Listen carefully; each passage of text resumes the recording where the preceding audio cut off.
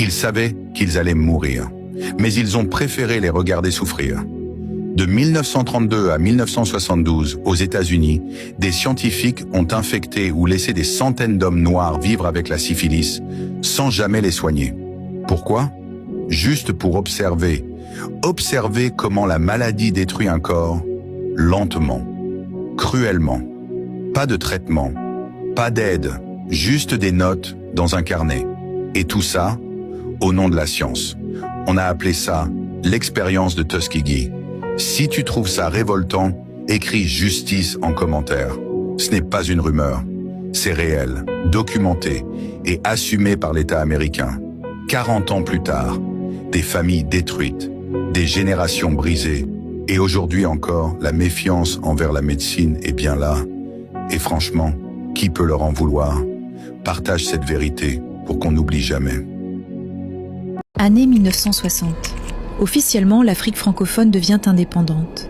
Mais très vite, une autre réalité se dessine. Derrière les drapeaux neufs, les hymnes nationaux, Paris garde la main. C'est la naissance de la France-Afrique. Des présidents soutenus, placés comme des pantins, avec un seul objectif, assurer les intérêts de la France. Des accords secrets sont signés. Pétrole, cacao, bois, vendus à vil prix.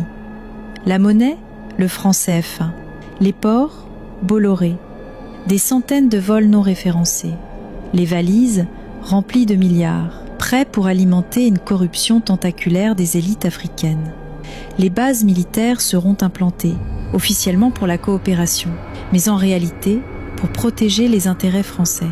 Très vite, les héros de l'indépendance comprennent. Tout cela n'était qu'une façade.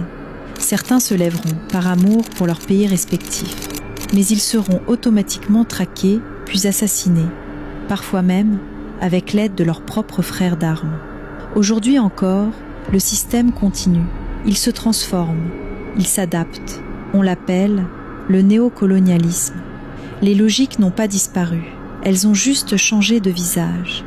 Derrière la dette, les multinationales, les accords de coopération, se cache toujours la même mécanique, garder l'Afrique dans l'orbite française. 1960 n'était pas une fin, c'était le début d'une nouvelle domination, plus subtile et moins visible. Abonne-toi et rendez-vous au prochain numéro.